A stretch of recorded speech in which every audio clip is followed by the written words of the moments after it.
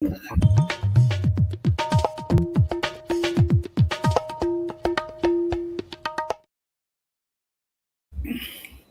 दोस्तों, ocean network में आपका स्वागत है। मैं हूं ओमकार चौधरी। भाऊ तोरसेकर जी का स्वागत कर लेते हैं, बाबा रामदास का स्वागत कर लेते हैं। बहुत बहुत धन्यवाद आपका जुड़ने के लिए। भाऊ क्या कहें इसको, प्रचंड जीत हम कई बार कह चुके और मुझे लगता है कि मई 2014 से भारतीय जनता पार्टी का जो अश्वमेध शुरू हुआ था उसको कोई थाम नहीं पा रहा है। आपने पुस्तक भी लिखी थी इस पर। हाँ। और तमाम तरह के गठबंधन बनते हैं। इस बार तो हद हो गई कि पुणे को और पिपरी चिंचवड़ को बचाने के लिए चाचा भतीजे भी साथ आ गए। इधर मुंबई का किला बचाने के लिए उद्धव ठाकरे और राज ठाकरे साथ आ गए। 20 साल बाद मिलन हुआ, लेकिन ये दोनों मिलन जो हैं ये भी पूरी तरह नाकाम रहे। कैसे इसको एनालाइज करेंगे भाऊ? देखो, मैं एक मानता हूं कि राजनीति सालों में गिनी जाती है, ना कि महीनों में और हफ्तों में और दिनों में। ये अभी आज के दिन ये चौ चौ चौ चौ सब चलेगा मीडिया में, 2 दिन के बाद भूल जाएंगे। फिर से मोदी को गाली, बीजेपी की कैसे गलती है वो बताते रहेंगे, लेकिन अपने को सुधारना नहीं शुरू करेंगे। बात वो है, सामने वाला जो करना है करे, आप अपनी स्थितियां सुधारने की कोशिश करो। और बीजेपी वही करते आई। 2017 में 82 पर थी, आज अगर 90, 95, 100 या उसके ऊपर जा रही है तो वो अपना जो स्टेटस था वो सुधरते गई। ये उसको बस गाली देते बैठ गए। सपने में भी मत सोचो, जागे रह के पर मत सोचो। अरे तुम कम से कम सोचो तो तुम्हारी हालत क्या है। और ये जो 2024 के बाद की बात है, तो ये सबसे बड़ी है कि शरद पवार की राजनीति खत्म हो गई महाराष्ट्र से।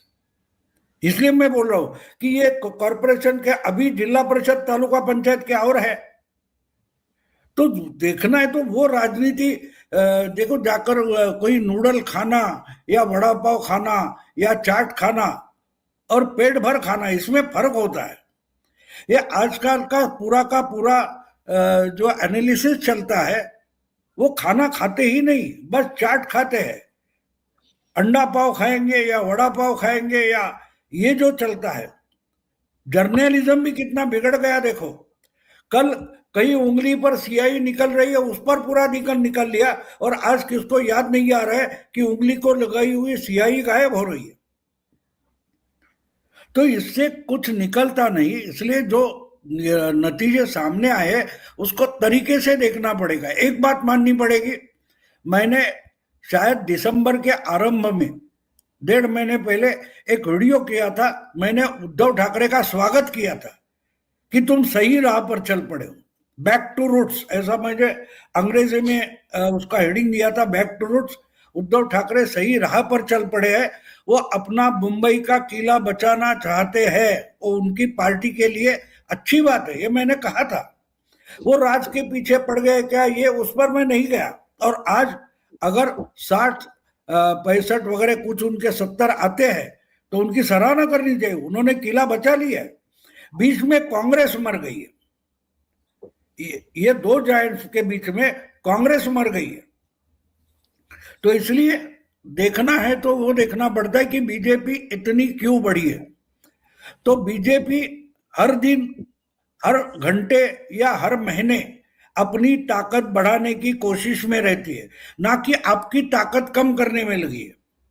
बहुत सारे लोग आपको छोड़कर जा रहे हैं, आपको उनकी परवाह नहीं है। ऐसे पार्टियां नहीं चलाई जाती, और इसके ही परिणाम सामने आए। कोई बड़ी बात नहीं। आपको याद होगा कि मैंने 29 कॉरपोरेशन जो है उनमें मालेगांव, भिवंडी, कोल्हापुर, अकोला और विरार वसई की बात की थी। तो विरार वसई हितेंद्र ठाकुर अकेले हाथ में लेकर गया है।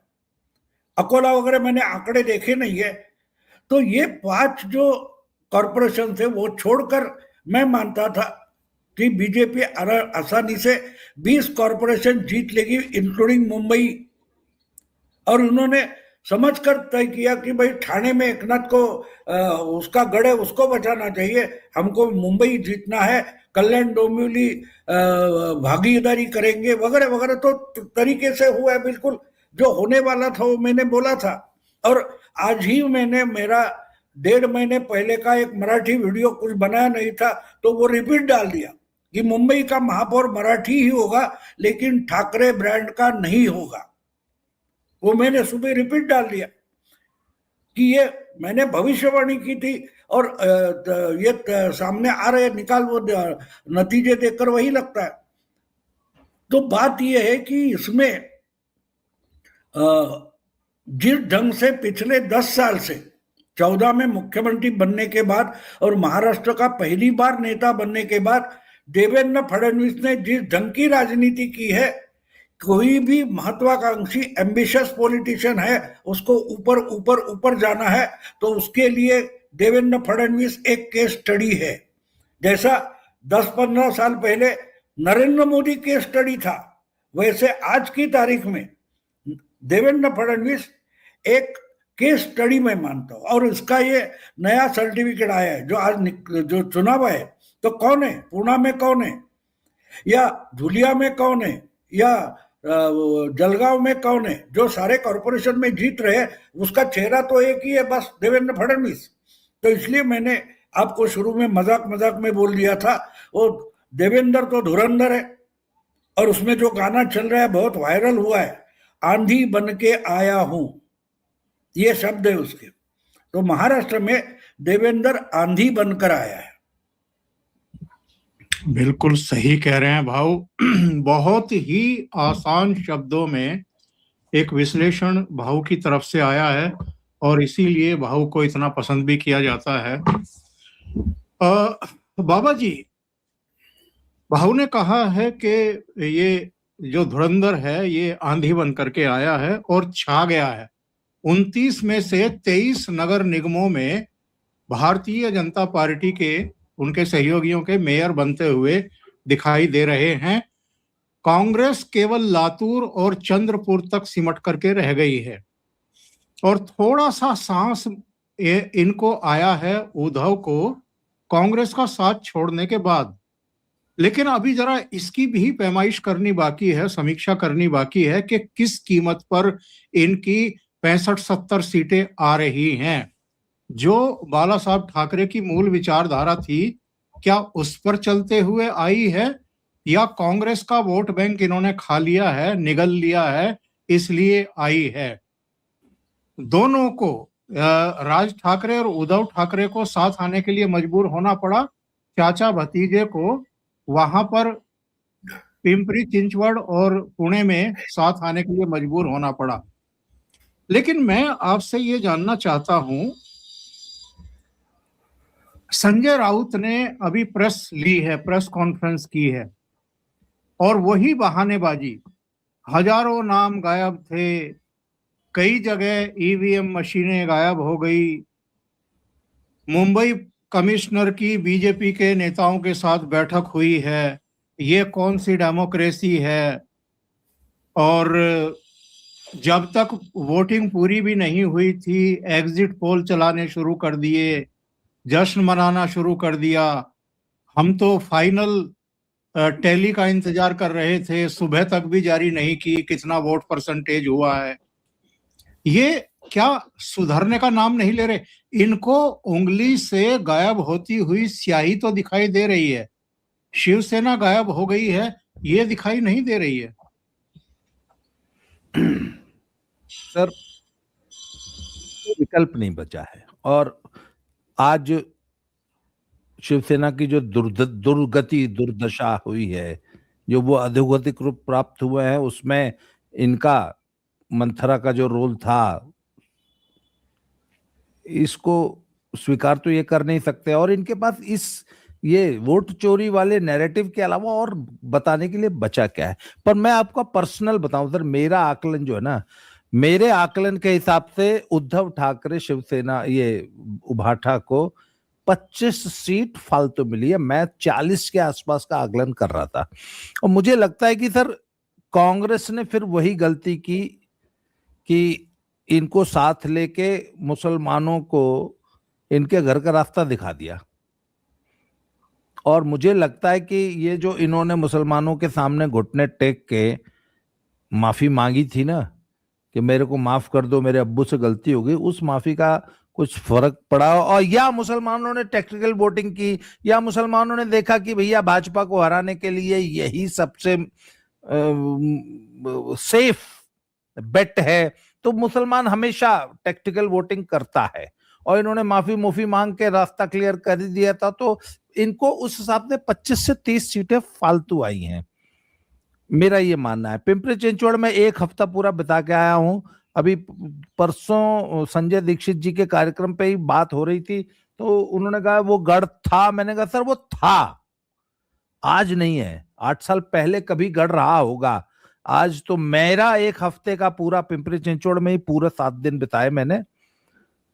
परसों ही मैं वापस आया हूं और मैंने ये देखा सर कि पिंपरी चिंचवड़ भी, ये किला भी ढह रहा है। आज की तारीख में अगर सच पूछ लिया जाए तो शरद पवार के पास अपनी टोपी रखने के लिए पूरे महाराष्ट्र में जगह नहीं बची है। अच्छा, और एक सबसे आश्चर्यजनक रिजल्ट जो इससे मैंने देखा कि ओवैसी को जिस तरीके से मुसलमानों ने डिच किया, स्पेशली जब मैं, याद होगा आपको कि जब मैं पिछली बार महाराष्ट्र गया था तो हम मालेगांव पूरा 1 दिन पूरा हमने मालेगांव में बिताया था। तो वहां पे एक नई पार्टी खड़ी हुई थी, उसका पूरा नाम जो है पता नहीं क्या है, पर उसका शॉर्ट फॉर्म में इस्लाम उसका नाम है, ISLAM।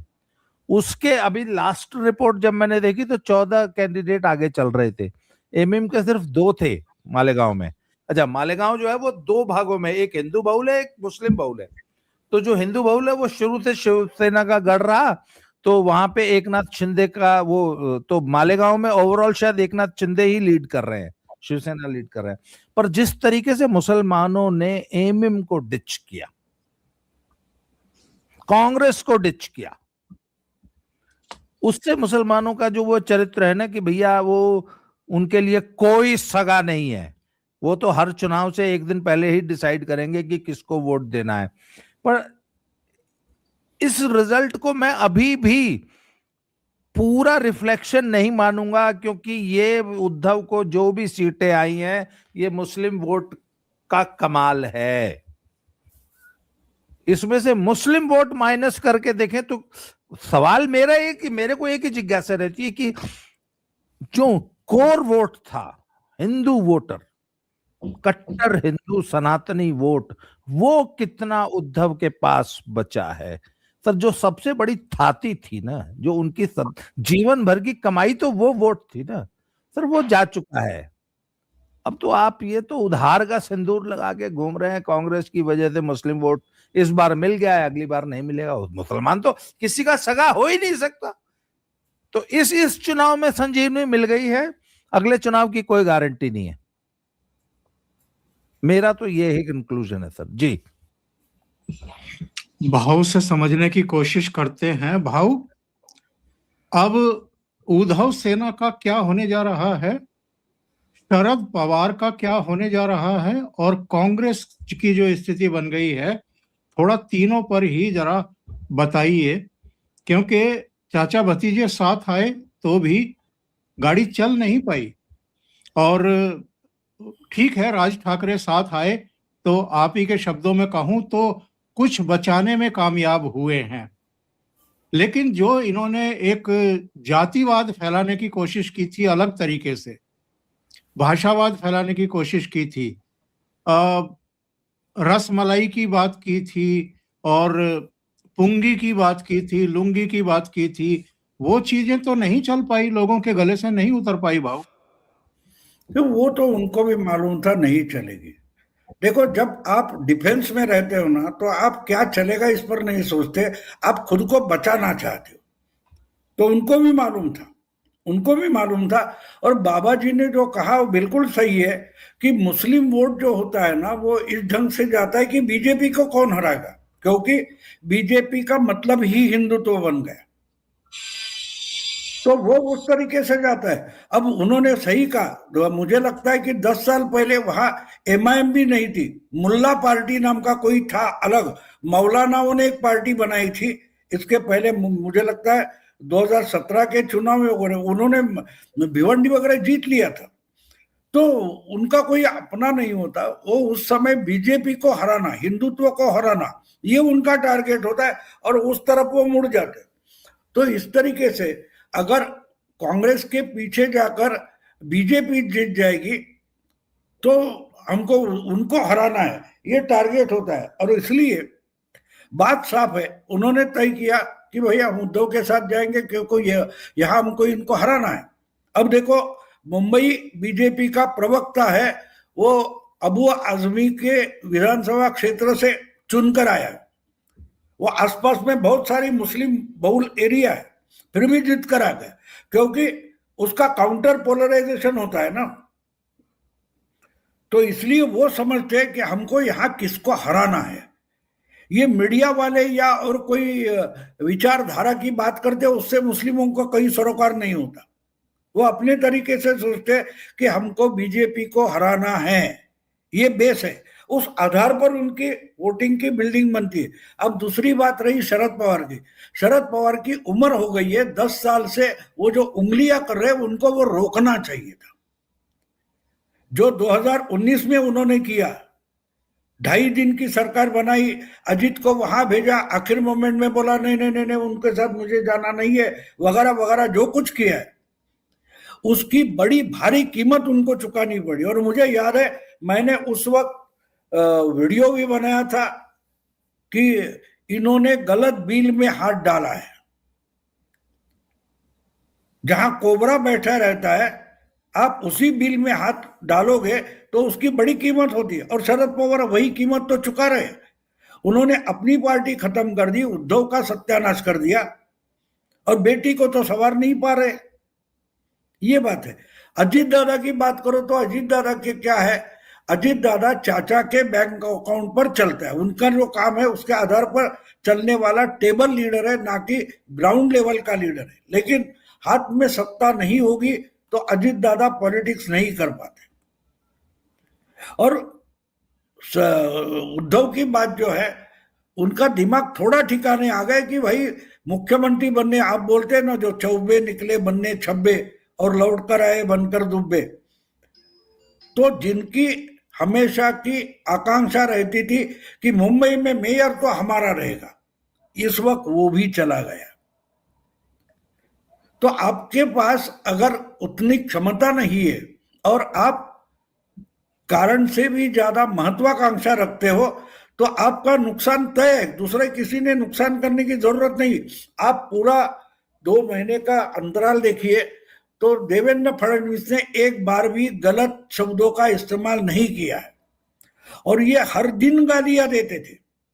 जे हमारे मुंबई का जो बीजेपी का अध्यक्ष है, जिसका नाम अमित साटम है, किसी ने पूछा साटम ने ये कुछ कहा, इन्होंने बोला क्या क्या बोले आप, चाटम चाटम, इनको मालूम नहीं साटम।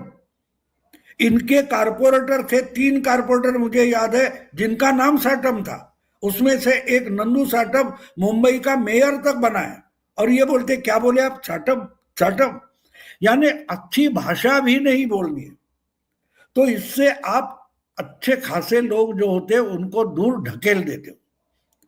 तो उद्धव अपना ही नुकसान करने पर तुले हुए, उनका नुकसान और किसी ने करने की जरूरत नहीं है। और अगर उनका गला खराब है या उनको बोलने को टाइम नहीं है, तो वो उन्होंने आउटसोर्स किया संजय राउत के लिए। जाओ रोज कोई गधे जैसी बात करो ताकि मीडिया में झलकता रहे। और दूसरी बात है, ये भी जो कुछ मीडिया ने, मराठी मीडिया ने माहौल बनाया, उसका फायदा उद्धव को मिला। असलियत में ये चुनाव मुंबई में उद्धव के लिए मराठी मीडिया लड़ रहा था। मैंने 2 संपादकों को कांग्रेचुलेशन भेज भी दिया है कि तुमने उद्धव का किला बचा लिया है। उद्धव भी नहीं लड़ रहा था, इतने ये लोग लड़ रहे थे। तो बात यह है कि इन्होंने खुद का नुकसान कर लिया है। और एकनाथ फिर भी अगर मुंबई में समझो 30 वगैरह लाता है तो भी बहुत है, क्योंकि हमेशा अरे एमएलए तो निकल गए लेकिन केडर तो इसके पास है, शाखा तो इसके पास है। एक बात होती है, शाखा जो है उसका इम्पैक्ट जो 30-40 साल से है मुंबई के लाइफ में है, और मराठी लोग भी है वो शाखा में जाते थे, बड़ी संख्या में जाते थे। यानी मैं आपको एक बात बता दूं, एक 4 साल पहले मुझे एक लड़का यानी 30-35 साल का है, वो मिला था। वो बोला आपने बिल्कुल सही कहा, जब मैं 10वीं की बोर्ड की परीक्षा देकर पहली बार अकेला नासिक से मुंबई आ रहा था तो मेरे पिताजी ने बोला था देखो कहीं गुम हो गया तो पुलिस थाने चले जाना, वहां मदद मिलेगी, और नजदीक पुलिस थाना नहीं है तो शिवसेना की शाखा में चले जाना। तो ये शिवसेना की शाखा मुंबई के जनजीवन का एक अभिन्न अंग था। उद्धव के समय में उसको डीएक्टिवेट किया गया, लेकिन जो कुछ बचे अपनी जगह काम कर रहे, उसका परिणाम हम देख रहे ना कि राज ठाकरे साथ आने से। उल्टा राज ठाकरे साथ आने से हाँ उनका रिवाइवल हो गया, उसका एक भी कारपोरेटर नहीं था, अगर 10-12 बनते तो भी बहुत हो गया। लेकिन उन्होंने भी, और ये जो बाकी है मीडिया वगैरह मिलकर उद्धव का किला बचाया। और इसमें और एक, ये लोग माने ना माने, देखते देखते इनके सामने 10 साल में महाराष्ट्र का एक नया ब्रांड खड़ा हो गया, दूसरा ब्रांड बन रहा है। एक का नाम है देवेंद्र फडणवीस और दूसरे का नाम है एकनाथ शिंदे। ये दोनों आगे चलकर ब्रांड उभरेंगे, शायद एक दूसरे के साथ लड़ेंगे। और यही तो अमित शाह या बोलो आरएसएस या बीजेपी, इनकी रणनीति है। अपोजिशन में कोई लिबरल सेक्युलर नहीं चाहिए। हम भी चुनाव हारे तो कोई बात नहीं, लेकिन हमको अपोजिशन में बिठाने वाला हिंदुत्ववादी सत्ता में बैठना चाहिए। ये बेसिक आइडिया है अगले 30-40 साल की राजनीति के लिए। अमित शाह, मोदी या आरएसएस ने बनाई हुई जो रणनीति है वो क्लियर है, क्योंकि उनको भी मालूम है जब बच्चे बड़े हो जाते हैं तो बाप की प्रॉपर्टी के लिए एक दूसरे के खिलाफ लड़ेंगे, लेकिन बाप तो एक ही होता है। जैसा अपोजिशन और सत्ता के लिए बाप एक होना चाहिए, जिस बाप का नाम हिंदुत्व है। तो उस लाइन पर निकल नतीजे आ गए, साफ आ गए कि तीसरे के लिए जगह नहीं। आगे चलकर अगर एकनाथ ब्रांड बन जाता है तो कोई बात नहीं है, कोई बात नहीं है। बीजेपी का ठेका आरएसएस ने नहीं लिया है, आरएसएस ने हिंदुत्व का ठेका लिया है। तो ये बात तो होने वाली है। और इसलिए मैं देख रहा हूं कि देवेंद्र छा गया है महाराष्ट्र में और शरद पवार का जमाना खत्म हो गया। ये अगर मराठी मीडिया जल्दी सीख ले तो वो भी बच जाएंगे, नहीं तो मराठी मीडिया का भी सुपड़ा साफ होने जा रहा है। बहुत अहम टिप्पणी भाव की हैं, और ये पूरा गूढ़ अर्थ आप समझ सकते हैं आसान शब्दों में। बाबा जी ये बताइए, 2019 में जो घटना हुई थी, महाराष्ट्र की जनता ने तो जनादेश दिया था ना देवेंद्र फडणवीस के निरंतरता में दूसरी बार चीफ मिनिस्टर बनने के लिए, लेकिन ना तो शरद पवार पचा पा रहे थे, कांग्रेस तो चलो फिर भी चुप थी, और ना ही उद्धव ठाकरे और उनके सलाहकार। इसलिए उन्होंने देवेंद्र फडणवीस का रास्ता रोकने के लिए 2 ऐसे दलों के साथ गठबंधन करके मुख्यमंत्री पद की शपथ ले ली, जो हमेशा बाला साहब ठाकरे के जो सिद्धांत थे उनके विपरीत अपनी राजनीति करते रहे थे। और दोनों को, एक को 44 सीट मिली थी, एक को 54 मिली थी, यानी उनको रिजेक्ट किया था महाराष्ट्र की जनता ने कि आप विपक्ष में बैठिए। तो फडणवीस को रोकने के लिए, उनका रास्ता रोकने के लिए, और बाद में जब सरकार में थे देवेंद्र फडणवीस को फंसा करके जेल भेजने के लिए इन्होंने सारे घोड़े दौड़ाए थे। लेकिन ये वाकई धुरंधर निकले, जो बाहू ने शब्द दिया है कि उन पचड़ों से भी निकले, इनको इनकी जगह भी दिखाई, शिवसेना भी टूटी, एनसीपी भी टूटी, और जो कुछ हुआ है 2024 और 2019 के बीच में 2024 के विधानसभा चुनाव में महाराष्ट्र की जनता ने उस पर मोहर लगा दी और उद्धव ठाकरे की शिवसेना को और एनसीपी को उनकी जगह दिखा दी। तो इस समय जो संकट खड़ा हुआ है, भाऊ कह रहे हैं कि कुछ हद तक बचाया है अपना किला, वो कैसे भी बचाया हो, कोई से भी वोट बैंक से बचाया हो, लेकिन एक बड़ा जो पैर रखने के लिए और प्राण वायु अर्जित करने के लिए इनके पास बची खुची एक स्रोत था, वो तो गया, बीएमसी तो गई, जिसका करीब 75,000 करोड़ का बजट है। उसमें बैठ करके ये आराम से पार्टी भी चला रहे थे, घर भी चला रहे थे और बना भी रहे थे। तो वो हाथ से निकलना कितना बड़ा आघात है इनके लिए। सर, मैं पहली बात तो मैं ये मानता हूं कि महाराष्ट्र की जनता ने हिंदुत्व सनातनी फोर्सेस को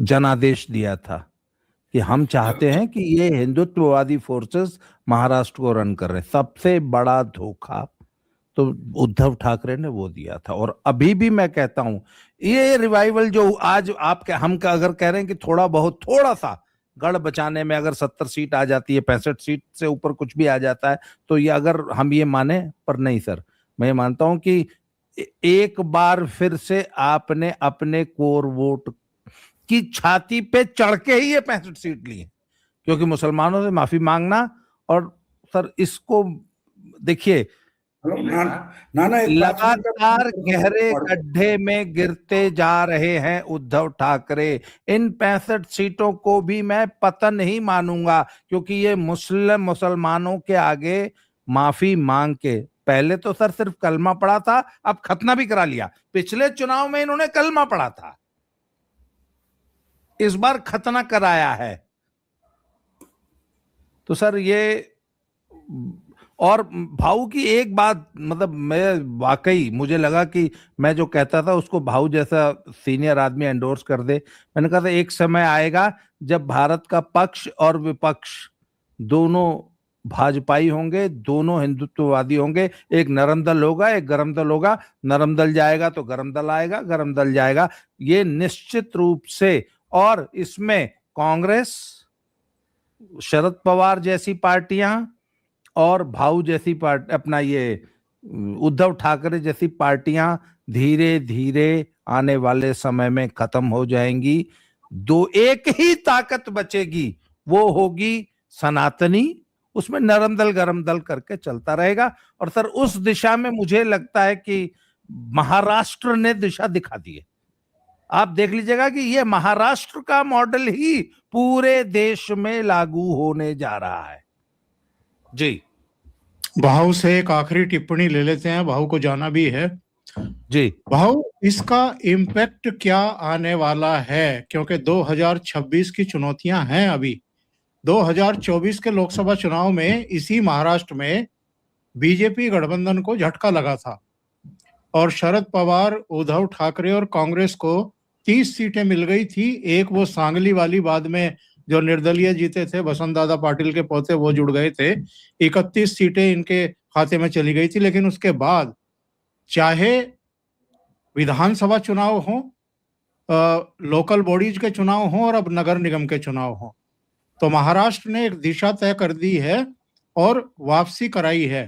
तो 2026 की जो अभी चुनौतियां हैं, क्या उन पर कोई इम्पैक्ट देखने को मिलेगा इसका? और साथ में ये भी कि हरियाणा भी जीता, महाराष्ट्र भी जीता, दिल्ली भी जीती, बिहार भी जीता और अब ये नगर निगम के चुनाव जीते हैं, तो क्या इसके इम्पैक्ट हम 2026 के जो अभी चुनाव आने वाले हैं, बंगाल है, असम है, केरल है, तमिलनाडु है, कहीं इम्पैक्ट पड़ेगा? एक माहौल बना है क्या?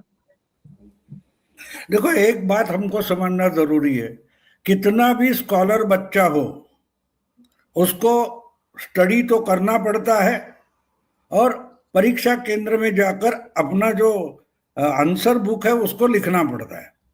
अगर आप उसमें लिथार्जिक रहेंगे, आलसी रहेंगे, तो आप स्कॉलर हो इसलिए कोई बोर्ड आपको नंबर देने वाला नहीं है। 2024 में बीजेपी हारी नहीं थी, बीजेपी ने लीथार्जिक रहने का फायदा उनको मिला था। तो जब वो झटका मिला तो अगली हर परीक्षा में बीजेपी डटकर खड़ी रहती है, स्टडी करती है, 6-6 महीने स्टडी में लगी रहते हैं, उसका फायदा उसको मिल रहा है, बड़ी कोई बात नहीं है।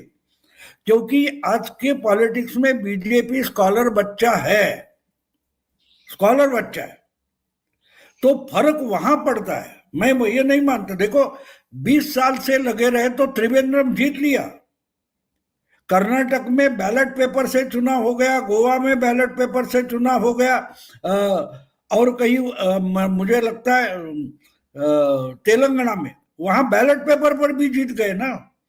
उनका हर पर एजेंडा जो है वो परास्त करते जा रहे, क्योंकि वो मेहनत करना जानते। हाँ, एक बार आलसी हो गए तो उसकी कीमत चुकाई है उन्होंने 240 पर आकर। तो आगे चलकर मैं मानता हूं कि देश की हर कोने कोने में ये संदेशा पहुंचा है कि ये देश पुरातन नहीं है, ये देश पुरातन के साथ सनातन भी है। तो हम पुरातन बस हो गया, अभी हम पुरातन है, लेकिन पुरातन मतलब ही सनातन है। ये दुनिया को दिखाने का टाइम आ गया। ये छोटे छोटे गांव तक बात पहुंच जाती है और वहां से निकलकर वो वोट बनकर आती है। तो वो हम उसका एक आविष्कार देख रहे हैं। हाँ, हम लोग या बाकी सारे एनालिस्ट है वो शायद समझ नहीं पा रहे, लेकिन इसका मतलब ये नहीं होता कि वो है ही नहीं, है। कोई भी बात मैं हमेशा बोलता हूं कि पत्थर में मूर्ति होती है, अगर आप बाकी का पत्थर निकाल दो तो मूर्ति सामने आती है। वो देखने के लिए आपको शिल्पकार होना पड़ेगा, एनालिस्ट को शिल्पकार होना पड़ता है, तब आप सही एनालिसिस करते हो। और इसीलिए मैं मान रहा हूं कि इसका इम्पैक्ट तो होगा नहीं, यही एक इम्पैक्ट है। ये जो हम देख रहे हैं, त्रिवेंद्रम का इम्पैक्ट मुंबई में नहीं हुआ है, बिल्कुल हुआ है, बिहार का इम्पैक्ट हुआ है, तो होते जाता है। हाँ, हमको विश्वास रखना चाहिए। जो पत्थर से मूर्ति निकालता है उसको विश्वास होता है कि इस पत्थर में मूर्ति है। जिसकी जरूरत नहीं वो पत्थर हटा दूंगा तो मूर्ति सामने, सबके सामने आ जाएगी। उस पर उसकी कला पर विश्वास होता है। और अगर हम उसको शिल्पकार मानते हैं तो हमको उसे टाइम देना पड़ेगा। मूर्ति बनाने के लिए टाइम देना पड़ता है ना। छिन्नी हथौड़ा हाथ में लिया नहीं और टोका एक बार नहीं तो अरे कहाँ है मूर्ति, ये पूछने वाले जो है, भले बीजेपी वाले हो, बीजेपी के समर्थक हो, वो भी मुझे अच्छे नहीं लगते, इसलिए कि अरे जो मूर्ति बना रहा है उसको टाइम तो दे दो। हर चीज पर ये चिन्नी यहाँ क्यों मारी, यहाँ हथौड़ा क्यों मारा, ये आप पूछते बैठोगे तो उसको हथौड़ा और चिन्नी चलाने के लिए टाइम ही नहीं मिलता। तो बस वो काम करो। ये हमारा देश पुरातन है, ये अब दुनिया को बताना चाहता है भारत कि हम सनातन है, पुरातन ही नहीं, पुरातन और सनातन है। तो बस इससे ज्यादा क्या बोलूंगा। भाऊ, बहुत बहुत धन्यवाद आपका। और बाबा रामदास जी, आपका भी बहुत बहुत धन्यवाद जुड़ने के लिए। दर्शकों से निवेदन है, बहुत बड़ी संख्या में आप जुड़े, करीब 7,500 के आसपास लाइव देख रहे थे। लाइक का बटन भी दबा दें। इसके अलावा आप इस वीडियो को शेयर करें, ज्यादा से ज्यादा लोगों तक पहुंचे। और अभी तक चैनल आपने सब्सक्राइब नहीं किया है तो सब्सक्राइब भी जरूर कर लें। बहुत बहुत धन्यवाद। नमस्कार।